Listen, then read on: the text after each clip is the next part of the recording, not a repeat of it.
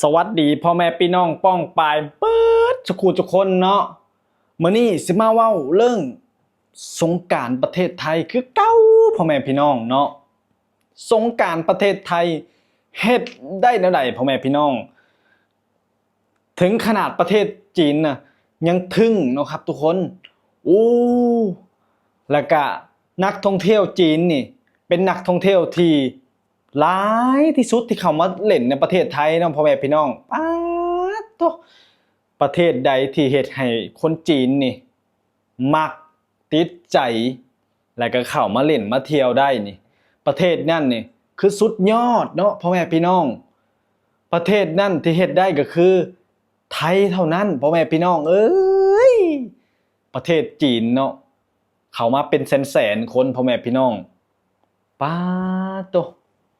นี่คือประเทศไทยเนาะพ่อแม่พี่น้องสงกรานต์เนาะเดือนเมษายนนี่บ่พรไปหาหยังถ่ายคลิปนี่พ่อแม่พี่น้อง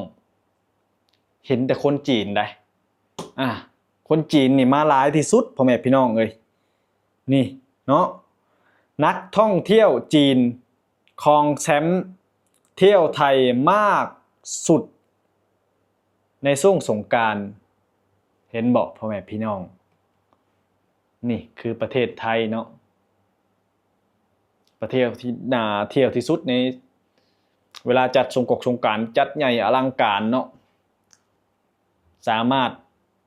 เลขนักท่องเที่ยวต่างประเทศมาได้เนาะการจัดสั่งอลังการเนาะนี่คือประเทศที่เพิ่นพัฒนาศักยภาพเนาะสามารถเลขล่องให้นักท่องเที่ยวเข้ามาบ่ใช่คำว่าเลขล่องเนาะ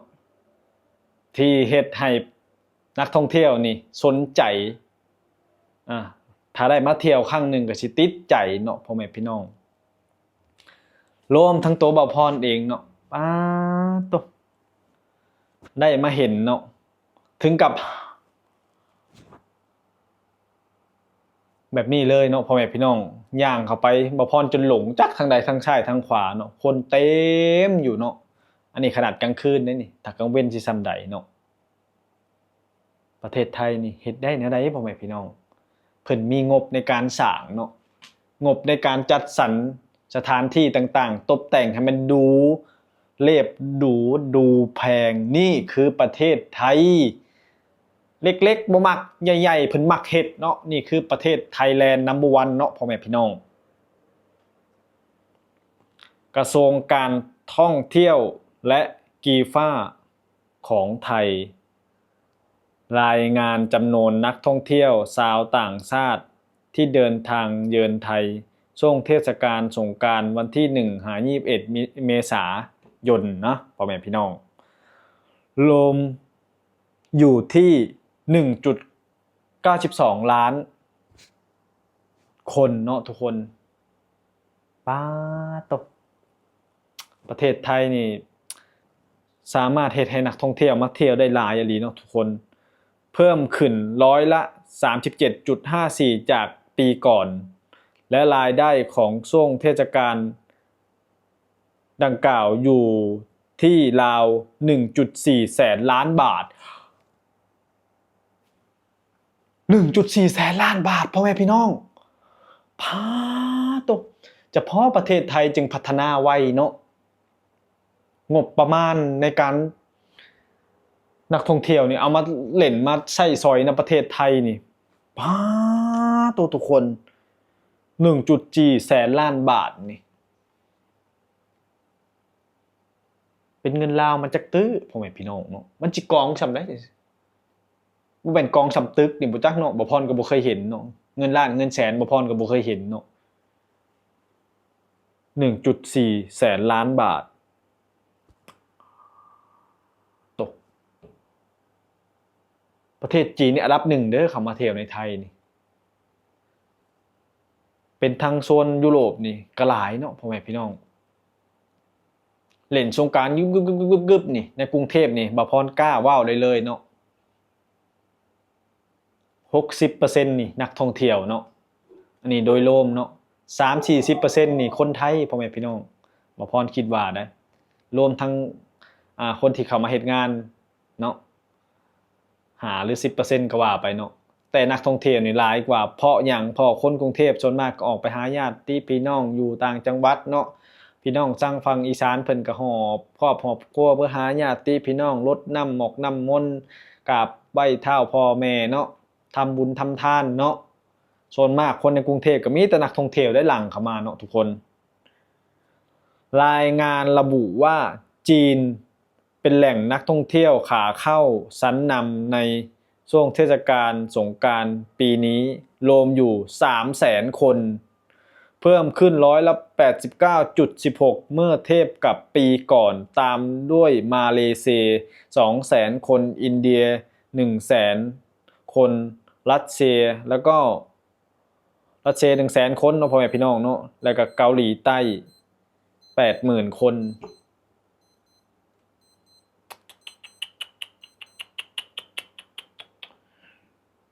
คือว่าแหละเนาะประเทศไทยเพิ่นเฮ็ดหยังมันก็เป็นตะเล่นเป็นตะเที่ยวเนาะทุกคนจัดการจัดงานก็เบิ่งแน่เนาะถนนหนทางเพิ่นก็ดูแลความระเบียบเรียบร้อยให้ตำรวจเต็มอยู่เนาะแถมบัดนี้เล่นจบแล้วขยะความสกปรกก็บ่มีบัดนี้จัดแล้วปึ๊บเที่ยงคืนนี่รถขยะมากวาดล้างถนนนี่คือประเทศไทยเนาะนี่บ่พรสิเว้าตลอดเรื่องความสะอาดนี่บ่พรยอมรับเนาะหน่วยงานเพิ่นครบเนาะภาครัฐเพิ่นเฮ็ดได้ดีเนาะทุกคนการจัดสรรของประเทศไทยนี่ถือว่าอันดับ1ของโลกเนาะสงกรานต์นี่บ่มีประเทศใดในโลกนี่เฮ็ดได้เท่าไทยได้แม่นบ่พ่อแม่พี่น้องบ่มีได้ประเทศอื่นจัดนิดๆหน่อยๆเนาะประเทศไทยจัดใหญ่ๆเขาบ่แม่นเด็กน้อยเนาะแต่ระดับโลกเนาะต้นกำเนิดของสงกรานต์นี่คือประเทศไทยเนาะเพราะฉะนั้นเพื่อนบ้านอย่ามาเคลมเด้ออย่ามาเคลมเนาะมันบ่มีผลเนาะสิเฮ็ดชำใดมันก็เท่านั้นทุกคนซึ่งถ้าเว้าแล้วสิหาว่ามองเพื่อนบ้านแบบนั้นเป็นที่บ่แม่นเนาะเฮาต้องยอมรับความจริงเปิดใจให้มันกว้างๆคือเบาพรนี่เนาะอันใดมันงามอันใดมันคักอันใดมันสร้างอลังการอันใดมันพัฒนาเฮาก็เว้าไปตามความจริงเปิดใจยอมรับแล้วเฮาสิมีความสุขได้มาเห็นได้มาเที่ยวเนาะพ่อแม่พี่น้องแล้วก็จำนวนนักท่องเที่ยวขาเข้าที่เพิ่มขึ้นเป็นผลจากความพยายามของรัฐในการอำนวยความสะดวกด้านการเดินทางโอ้เนาะคือประเทศไทยเพิ่นสิอำนวยความสะดวกในการเดินทางให้เนาะทุกคนนี่คือเพิ่นสิเป็นโตชี้นำให้นักท่องเที่ยวนี่เข้ามาเล่นในประเทศไทยได้หลายสงกรานต์เนาะหรือว่าเทศกาลต่างๆนะทุกคนทั้งนี้จำนวนนักท่องเที่ยวชาวต่างชาติที่เดินทางเยือนไทยในปีนี้สูงเกิน 11.29 ล้านคน 11.19 ล้านคนทุกคน19ล้านคนเด้พ่อแม่พี่น้องเอ้ยมันบ่แม่นน้อยๆได้คนคือแบบจำนวนที่แบบนักท่องเที่ยวเนาะป๊าดโตคือเดินทางเยือนก็คือมีออกมีเข้าประมาณนั้นแหละรวมๆเนาะตะเบิ่งเนาะบ่พรคือสิเข้าใจถูกอยู่เนาะและซึ่งมีแนวโน้มบรรลุเป้าหมายของ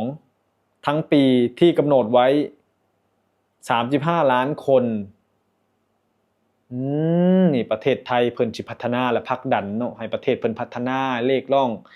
แล้วก็เฮ็ดให้เป็นที่สนใจจากนักท่องเที่ยวชาวต่างชาติเดินทางมาเล่นมาเที่ยวเนาะพ่อแม่พี่น้องป๊าดโตคนจีนนี่หลายเนาะมารดน้ำมาเล่นน้ำคนจีนเพิ่นติดประเทศไทยแฮงเด้อบ่ว่าว่าคนจีนบ่พรก็ยังติดเนาะซึ่งมาเห็นความเจริญและความน้ำใจแล้วก็ความเป็นระเบียบเรียบร้อยของประเทศไทยเนาะเพิ่นก็ติดใจเพิ่นก็เลยมาเล่นแล้วก็อยากมาอีกเนาะซึ่งประเทศจีนนี่เอาแล้วประเทศจีนนี่ยากได้สิไปเที่ยวประเทศอื่นเนาะซึ่งจีนยังเลิกที่เข้ามาเที่ยวประเทศไทยคิดเอาพ่อพี่น้องประเทศไทยเพิ่นเจริญก้าวหน้าได้ไวขนาดไหนเนาะนี่คือประเทศไทยเนาะประเทศไทยคือ number 1ในการจัดสงกรานต์หรือเทศกาลต่างๆเนาะเฮ็ดหยังก็น่าเล่นน่าเที่ยวจัดใหญ่อลังการงานสร้าง จัดสงกรานต์กับอภิมหาสงกรานต์เนาะพ่อแม่พี่น้องป้าตัวยอมรับเนาะพ่อแม่พี่น้องเนาะนี่คือ Thailand Number 1เนาะพ่อแม่พี่น้องสุดยอดตบมือให้เลยบ่พรยอมใจประเทศไทยเนาะเพิ่นเฮ็ดได้ดีแล้วก็สมบูรณ์แบบ100%เนาะพ่อแม่พี่น้อง